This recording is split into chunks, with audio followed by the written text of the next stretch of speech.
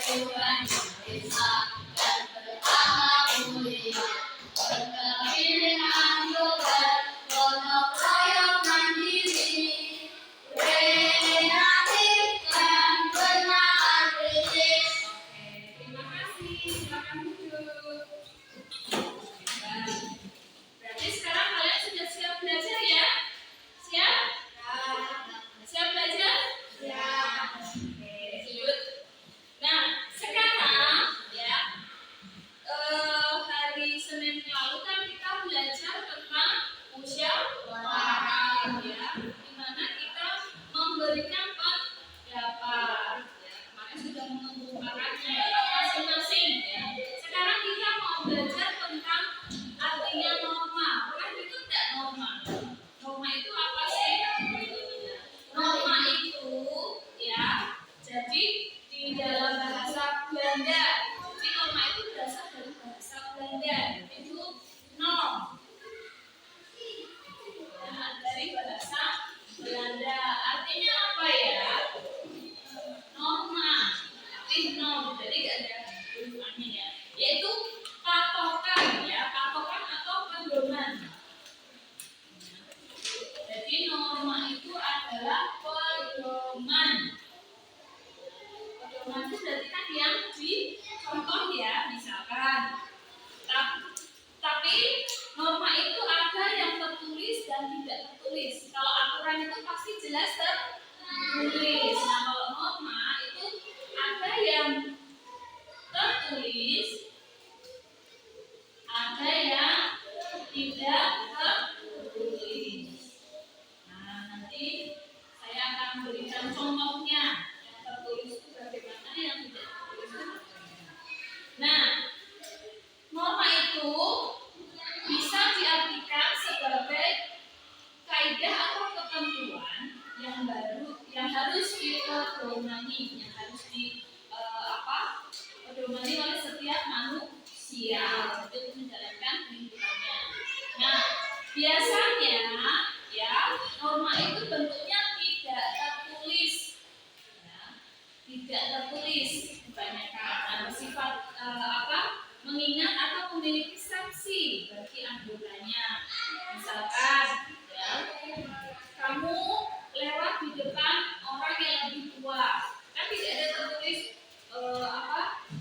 tidak boleh lewat di depan orang tua, nggak ada ya. Nah, bagaimana sikap kalian itu termasuk norma kesopanan. Jadi misalkan kamu lewat di depan rumah ada orang tua, ya, entah kakek, entah nenek atau ibu-ibu, tapi kalian asal lewat saja. Nah, kalau orang Jawa kalau lewat di depan orang tua bagaimana? Permisi, sambil duduk kan? Permisi, monggo, gitu kan ya? Kalau orang Jawa seperti itu. Nah, itu termasuk norma yang tidak tertulis, termasuk norma kesopanan. Nah, berarti kan yang tidak tertulis itu termasuk norma kesopanan.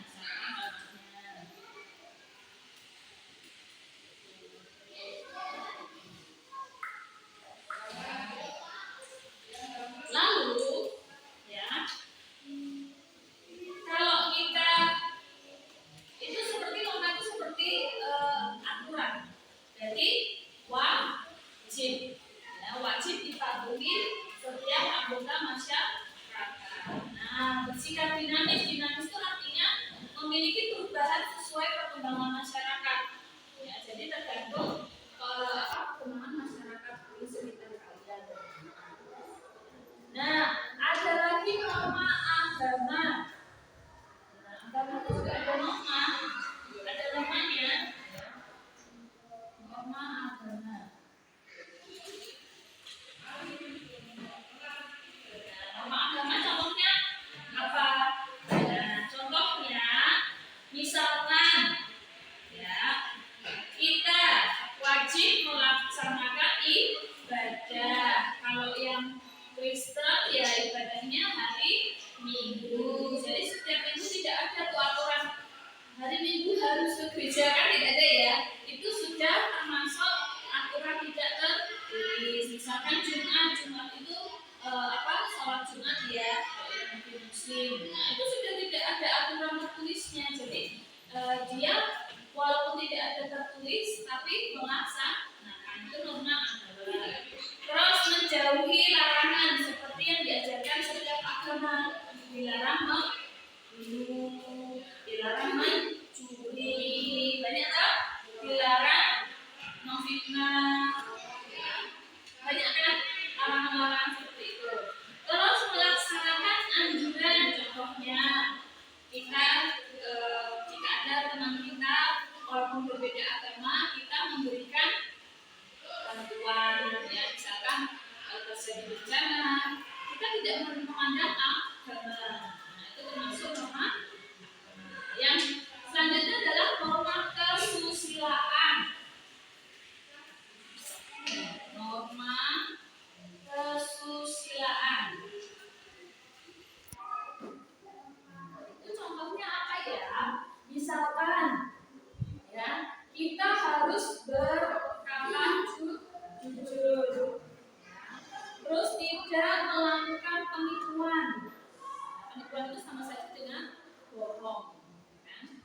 Tidak jujur. Terus menghargai dan menghormati orang lain. Terus berlaku adil dan berbuat baik terhadap sesama. Itu termasuk norma kesusilaan. Dan selanjutnya norma kesopanan. Saya sudah ini contohnya. Yuk sopan, coba ada yang di contoh. Kalau norma kesopanan apa saja berarti? Kalau sopan menghormati orang. Nah, terus apa lagi? Bertutur kata yang sopan, ya. Jadi tidak berkata kasar, itu termasuk norma kesopanan. Terus memberikan kesempatan untuk orang lain. Nah, itu termasuk norma kesopanan. Nah, yang terakhir adalah norma hukum.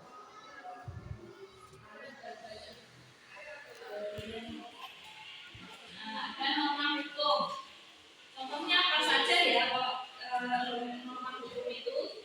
Yang pertama ya, tidak ketika kalian melakukan penganiayaan, terus apa lagi, pembulian, itu sudah diatur di dalam KUHP. Ya, jadi ada peraturannya. Terus melakukan penipuan juga ada aturannya juga. Ya. Terus pembunuh diancam dengan hukuman yang sesuai dengan yang ada di KUHP. Itu norma hukum. Dari sini ada yang mau ditanyakan? Jadi norma itu berasal dari bahasa Belanda. Ya, ini dari Belanda. Artinya norm. Nah, ini norm itu pedoman. Terus ada yang tertulis dan tidak tertulis. Nah, yang tidak tertulis ini ada norma kesopanan, norma agama, norma kesusilaan, dan norma hukum. Jadi contohnya sudah saya berikan, ya. Ada yang ditanyakan? Sudah paham? Sekarang saya akan lanjut di HAM. Ada yang tahu HAM? HAM itu ini ya. Nah, HAM itu singkatan dari hak asasi manusia. Pernah dengar? Pernah dengar ini? Hak asasi manusia apa disingkat HAM? Belum pernah? Nah, HAM itu sudah kita dapatkan sejak lahir. Jadi, ketika kalian sudah lahir, itu sekarang sudah punya HAM. Sudah punya hak. Hak dan kewajiban sudah pernah kita pelajarikan. Nah, ketika kalian lahir itu kalian sudah punya hak itu tadi, ya, dasarnya yang dibawa manusia sejak lahir tadi. Nah, hak ini ya itu juga dilindungi oleh hukum. Ya, kalian perlu tahu hak ini dilindungi oleh hukum.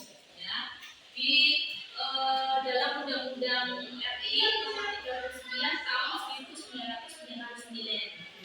Ya, jadi Jadi hak asasi manusia dan seperangkat haknya itu melekat pada hakikat, ya, itu dijunjung tinggi dan dilindungi oleh negara, hukum, pemerintah dan setiap orang demi penghormatan. Nah, jadi kalian itu berhak punya hak masing-masing. Contohnya hak apa saja yang kalian dapatkan? Hak untuk memilih agama. Jadi kita nggak boleh memaksakan agama loh.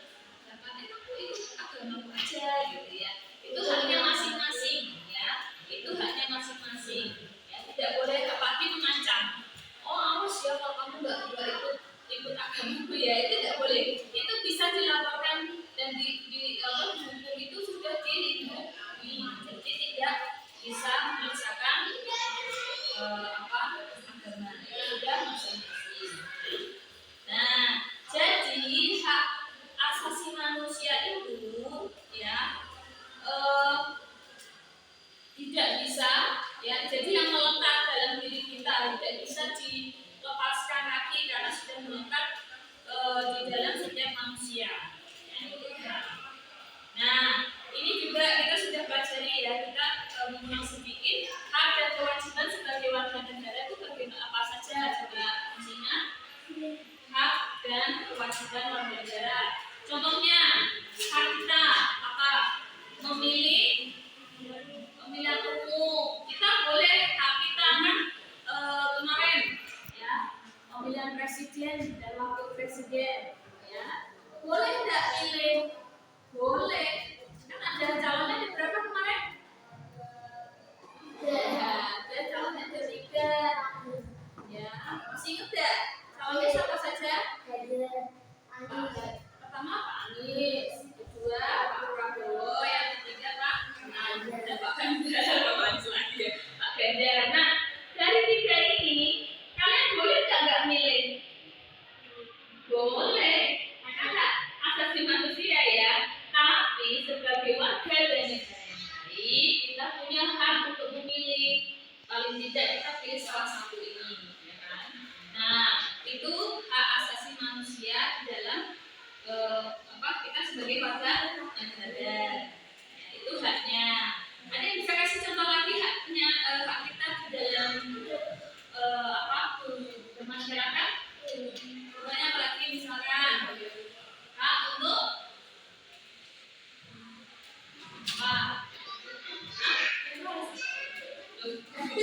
yang keras tidak apa-apa. Hak untuk apa? Tadi kan sudah saya berikan untuk memilih pemilihan umum. Berarti hak yang haknya apa aja? Hak itu kan berarti apa? Ayo coba ingatkan hak itu apa? Sesuatu yang kita dapatkan. Jadi yang kalian dapatkan di dalam warga negara sebagai warga negara apa?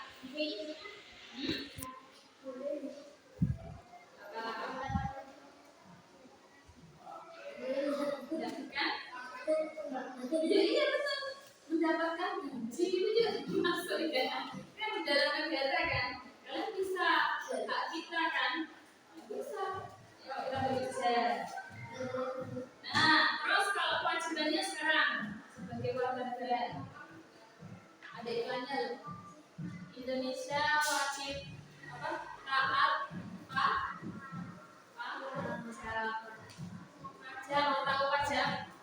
Jadi kayak kalau kamu punya kendaraan, ya mobil, motor itu pasti ada pajaknya. Rumah, ya itu juga pasti ada pajaknya. Karena kan kalian tinggal di Indonesia, pajaknya itu nanti dikelola oleh negara.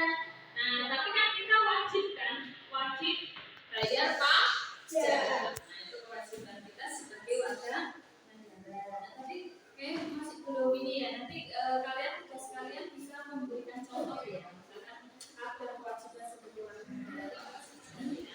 Banyak kok. Ya.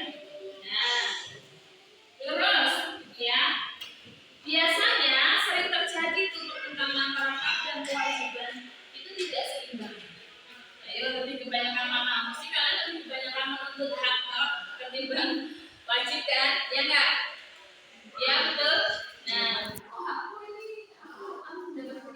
kewajibannya